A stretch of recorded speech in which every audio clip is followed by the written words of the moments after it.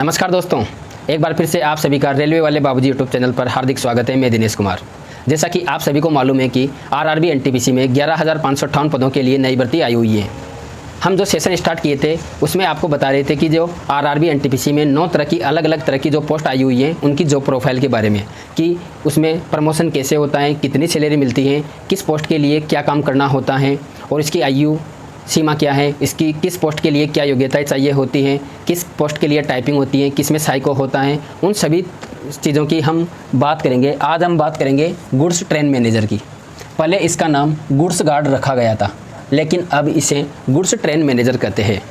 जो कुल टोटल 11,558 पदों के लिए जो आरआरबी एनटीपीसी की वैकेंसी आई है, उसमें ट्रेन मैनेजर की 3,144 पदों के लिए वैकेंसी आई हुई है। इसकी अगर आयु सीमा की बात करें तो ये 18 से 36 आयु वाले इसमें फॉर्म अप्लाई कर सकते हैं। अगर SC/ST कैंडिडेट हो तो 5 वर्ष, OBC कैंडिडेट हैं तो 3 वर्ष की एक्स्ट्रा छूट दी जाती है। अगर आप PWD कैंडिडेट हो, PWD SC/ST कैंडिडेट हो तो आपको 15 वर्ष। अगर आप PWD OBC कैंडिडेट हो तो आपको 13 वर्ष। अगर आप PWD जनरल EWS कैंडिडेट हो तो आपको 10 वर्ष की एक्स्ट्रा छूट दी जाती है। अगर इसकी योग्यता की बात करें तो इसमें ग्रेजुएशन चाहिए होता है। अब आप ग्रेजुएशन BA, BSc, BCom या BTech इनमें से कोई भी एक डिग्री कर रखे होंगे तो आप इसके लिए फॉर्म अप्लाई कर सकते हैं। इसकी जो डेट है फॉर्म भरने की वह 14 सितंबर 2024 से 13 अक्टूबर 2024 तक है। इसकी चयन प्रक्रिया की बात करें तो इसमें CBT फर्स्ट और CBT 2 एग्ज़ाम होता है। इसमें किसी भी तरह की कोई टाइपिंग या साइको नहीं होता है। CBT फर्स्ट की बात करें तो इसका मतलब होता है कंप्यूटर बेस्ड टेस्ट, मतलब यह एक ऑनलाइन ऑब्जेक्टिव टाइप का पेपर होता है जिसमें CBT फर्स्ट में 100 क्वेश्चन आते हैं और 90 मिनट का समय दिया जाता है। इसमें मैथ्स के 30 क्वेश्चन आते हैं और रीजनिंग के 30 क्वेश्चन आते हैं और GK, साइंस और करंट और कंप्यूटर से 40 क्वेश्चन आते हैं, जिसमें करंट के लगभग 8 क्वेश्चन आते हैं और इसमें 2 से 3 क्वेश्चन आपको कंप्यूटर के देखने को मिलते हैं। फिर इसको पास करने के बाद CBT 2 लगता है और CBT 2 के लिए 15 गुना कैंडिडेट को, मतलब जो जितनी वैकेंसी होती है उसके 15 गुना कैंडिडेट को, जैसे 3,144 पोस्ट हैं तो इसके 15 गुना कैंडिडेट को CBT 2 के लिए पास किया जाता है और यह कट ऑफ निकाल के पास किया जाता है। हालांकि जो CBT फर्स्ट है उसका जो अंक है वो मेरिट में नहीं जुड़ता है, बस इसका काम तो ये होता है कि CBT 2 में जाने के लिए इसके 15 गुना कैंडिडेट को पास किया जाता है। फिर और इसमें CBT फर्स्ट में 1/3 नेगेटिव मार्किंग रखी जाती है। फिर CBT 2 में 120 क्वेश्चन आते हैं, 90 मिनट का समय दिया जाता है, जिसमें मैथ्स के 35 क्वेश्चन, रीजनिंग के 35 क्वेश्चन और GK, साइंस, करंट अफेयर्स के 50 क्वेश्चन आते हैं। इसमें कंप्यूटर के 3 से 4 क्वेश्चन देखने को मिलते हैं।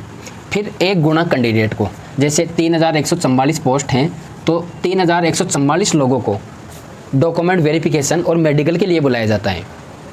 इसमें मेडिकल की बात करें तो A2 स्टैंडर्ड का मेडिकल होता है। बिना किसी चश्मा के आपकी आंखें 6/9 होनी चाहिए। अगर आप चश्मा लगाते हो तो आप इसके मेडिकल में डिस्क्वालीफाई कर दिए जाओगे। फिर जब आप मेडिकल फिट हो जाते हो, आपके सभी डॉक्यूमेंट सही पाए जाते हैं तो आपको फाइनल पैनल के माध्यम से आपका चयन कर लिया जाता है और फिर आपको ट्रेनिंग के लिए भेज दिया जाता है, जिसमें 50 दिन की ट्रेनिंग होती है।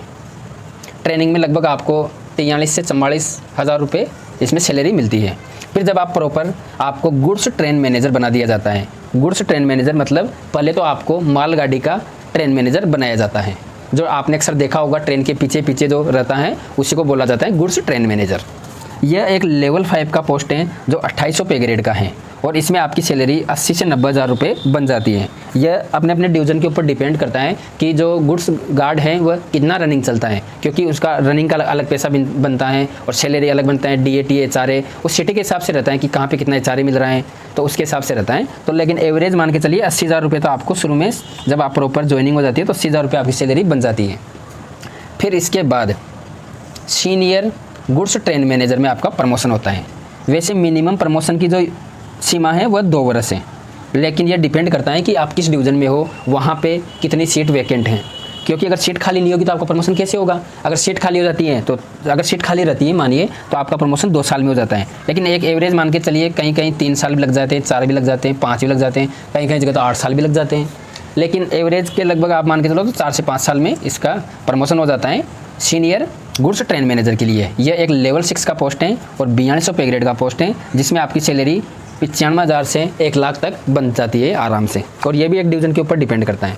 फिर आप गुड्स ट्रेन मैनेजर से एओम, डीओम, सीनियर डीओम होता है, वह पोस्ट तक पहुंच सकते हो, लेकिन उसके लिए आपको एग्ज़ाम देना होता है। जैसे अगर आप एग्ज़ाम पास नहीं करोगे तो आप हमेशा अपनी लाइफ में 4200 पे ग्रेड पे भी रह सकते हो, लेकिन इंक्रीमेंट लगते लगते वैसे आपकी सैलरी काफ़ी हाई हो जाती है, और गुड्स गार्ड को वैसे भी काफ़ी सैलरी मिलती है जो रनिंग वनिंग अलाउंस बनता है उसके हिसाब से। लेकिन फिर इसके बाद आप अगर 5 साल 4200 पे ग्रेड में नौकरी कर लेते हो, मतलब 5 साल का एक्सपीरियंस हो जाता है, तो फिर एलडीसी के माध्यम से आप एग्जाम दे सकते हो। एलडीसी की वैकेंसी निकलती है डायरेक्ट 4800 पे ग्रेड के लिए। यह लेवल 8 का जॉब है। एओएम का मतलब होता है असिस्टेंट ऑपरेशन मैनेजर। फिर आप इससे सीनियर डीओएम 5400 पे ग्रेड आगे भी जा सकते हो, लेकिन इसके लिए आपको एग्ज़ाम देनी होती है। जैसे आप 4200 पे ग्रेड में वाली पोस्ट के बाद 2 वर्ष अगर आप जॉब कर लेते हो तो आप एलडीसी के माध्यम से स्टेशन कंट्रोलर भी बन सकते हो। यह एक लेवल 7 का जॉब है 4600 पे ग्रेड के लिए। और इनका काम क्या होता है, मतलब ये आते हैं ऑपरेटिंग डिपार्टमेंट में। जैसे स्टेशन मास्टर हो गया, गुड्स ट्रेन मैनेजर हो गया और पॉइंट्समैन हो गए, ये ऑपरेटिंग डिपार्टमेंट में आते हैं। तो इनका काम ही होता है ऑपरेट करना, संचालन करना। जैसे अब गुड्स गार्ड का काम होता है जो पीछे रहता है, उसका काम रहता है ट्रेन का संचालन करना, एक तरह से कि वह निर्देश देता है लोको पायलट को, और अगर कभी इमरजेंसी में कुछ घटना घटित हो जाए, कुछ ऐसा जो भी काम हो जाए, तो वो सब काम गुड्स ट्रेन मैनेजर का रहता है। मतलब ट्रेन को संचालित करने को, जो गाड़ी होती है उसको संचालन करने का, एक तरह से उसको दिशा निर्देश देने का लोको पायलट का। बाकी इसमें हर चीज़ हम आपको समझा दिए। हाँ, एक बात और सबसे इम्पोर्टेंट कि गुड्स गार्ड जो ट्रेन मैनेजर रहता है, जैसे 3 साल में इसका प्रमोशन, फिर एवरेज मान के चलो 3 साल में प्रमोशन हो गया, फिर इसका सीनियर गुड्स ट्रेन मैनेजर में होता है। फिर इसके बाद आपको 3, 4, 5, 6, 7 साल कितने भी लग सकते हैं, वो रहता है वहाँ की वैकेंसी के ऊपर की। जो पैसेंजर गाड़ी है, आप सोच रहे होंगे कि मालगाड़ी, पहले तो कहीं शुरू में मालगाड़ी में देते हैं, फिर उसके बाद पैसेंजर गाड़ी में देते हैं, फिर उसके बाद मेल गाड़ी में देते हैं। अगर आप पैसेंजर गाड़ी के ट्रेन मैनेजर बन जाते हो तो आपकी सैलरी लगभग 1.5 लाख रुपये तक हो जाती है। और अगर मेल गाड़ी जैसे जो शताब्दी गाड़ी हैं, वंदे भारत हैं, इनकी सैलरी 2 लाख प्लस होती है, 2 लाख 3 लाख तक इनकी सैलरी बन जाती है। लेकिन पहले तो आपको गुड्स ट्रेन मैनेजर बनाया जाता है, मतलब पहले तो आपको मालगाड़ी में दिया जाता है, फिर मालगाड़ी के बाद जैसे सीनियर गुड्स ट्रेन मैनेजर बनोगे, फिर उसके बाद वहाँ की पोस्ट के ऊपर डिपेंड करता है कि हाँ कितनी पोस्ट कहाँ पर खाली है, फिर उसके बाद आपको पैसेंजर गाड़ी का गुड्स गार्ड बना दिया जाता है। हमें आशा है आप लोगों को ये वीडियो अच्छा लगा होगा और आपको इसके माध्यम से पूरी जानकारी मिली होगी।